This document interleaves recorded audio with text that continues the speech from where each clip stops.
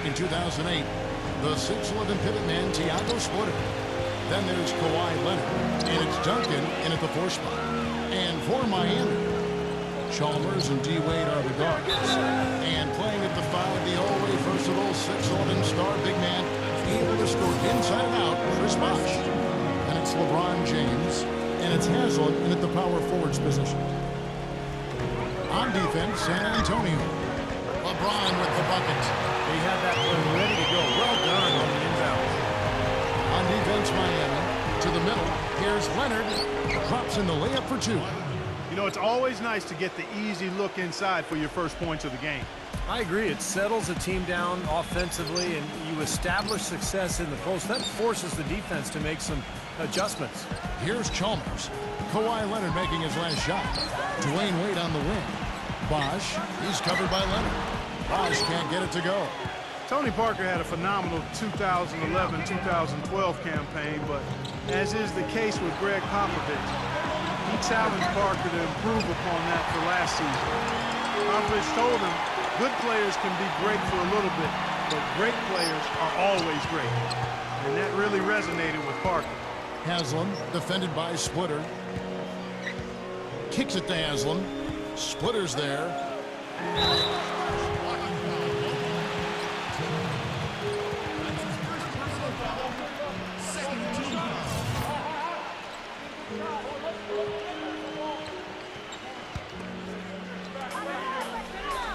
Bosh with it, now guarded by Splitter, and out of bounds as the Spurs gain possession. Earlier, Doris Burke spoke with head coach Eric Spoelstra. And what'd you find out, Doris? I asked him about how his team was going to handle the veterans of the Spurs, and he said there really isn't a whole lot that Duncan and them haven't seen, so you can't surprise them one way or another. Really, it comes down to us being as careful with the ball as they are and being efficient in our possessions. Sounds simple enough, gentlemen. Thank you, Doris. And here's LeBron outside, and that one's good. LeBron's got 5 now. Think about how great Parker's been. We forgot his career almost came to an end in the summer of 2012. This is a very interesting part of his career. That's right. He was an innocent bystander at a club in New York when a melee erupted and bottles were thrown. He got a shard of glass that penetrated almost through his left eye. Very easily could have lost his vision and lost his career. Look from Bosh. San Antonio with the rebound. Outside, Green.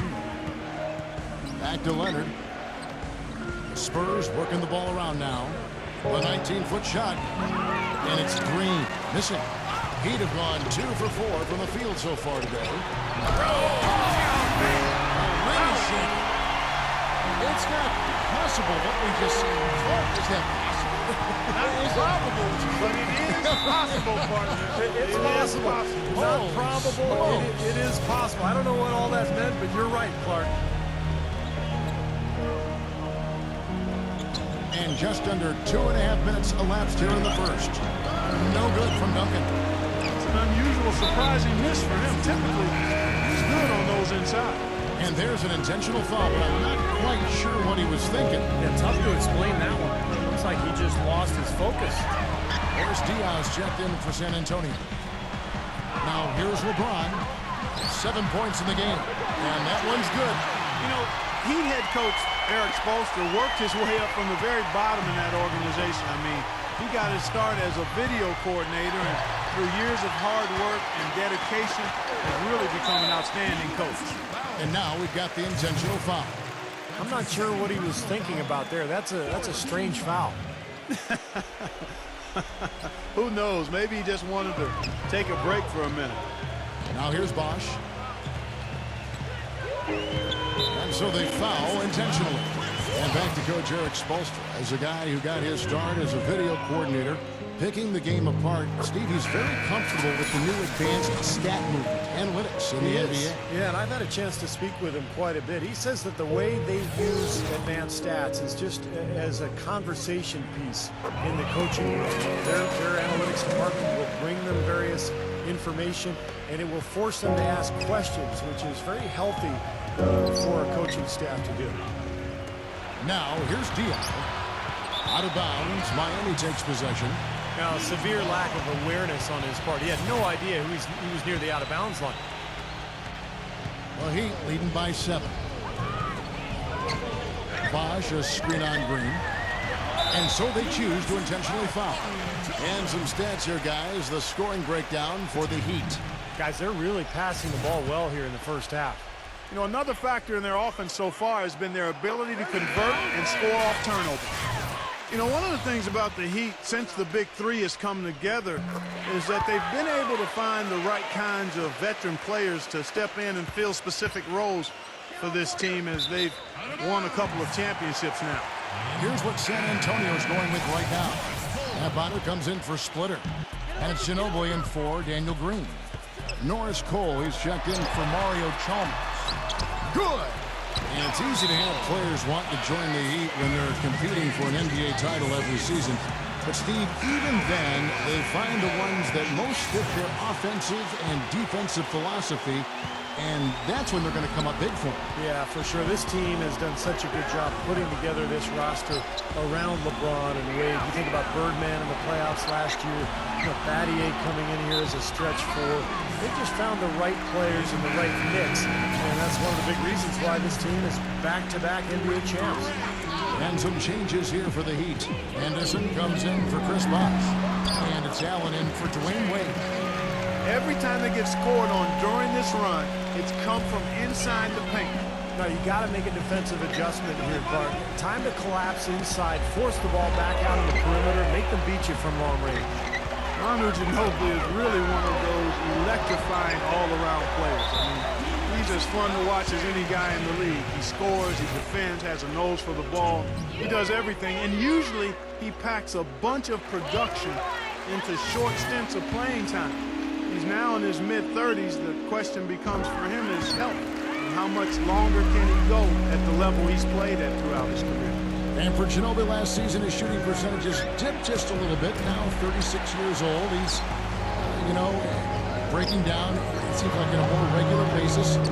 Is he starting to fade in your eyes? Sure, he is, but he's still capable of playing out of his mind on any given night. I mean, and that's what you want from a guy like that at his age. You're not going to get it every night, but can he continue to help you win games? No question, Ginobili, he showed that last year. And as you might expect for the team with the second-best record in the West, the Spurs dominated the East last. And both free throws good for Cole. And for the Heat, they were staring right at the 72 Lakers win record, and I'm sure everyone remembers, but ultimately they would fall, Steve, to the Bulls after 27 consecutive wins. Yeah, that streak to me was one of the great feats in NBA history. Winning 27 games in a row in the regular season, so difficult, but it showed you what the Heat were made of. They really were battling every night, and I thought that put them on a great run heading into the playoffs. Miami leading by 18. And here's the intentional foul, but it's coming here at a very inopportune time. Yeah, that's a bad play there. I mean, that can really cost you the game. You've got to be smart when you make those intentional fouls. He doesn't get the second one. You know, the Spurs really have a cohesive culture, and part of that is something that Greg Popovich has been able to do, and that's being able to join guys together that normally might not hang out. For instance, you had Matt Bonner taking Steven Jackson out to a Coldplay concert last season. One way to help guys get to know each other off the court, and it helps them on the court.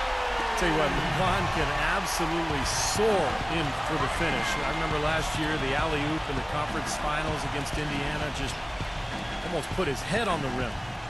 Air freight is a nickname we could dub LeBron James. I mean, he's an unstoppable force and an immovable object. Defensively, the strength, length, mobility. He can wall you up and lock you down and put you away. 27 seconds left to play in the first quarter.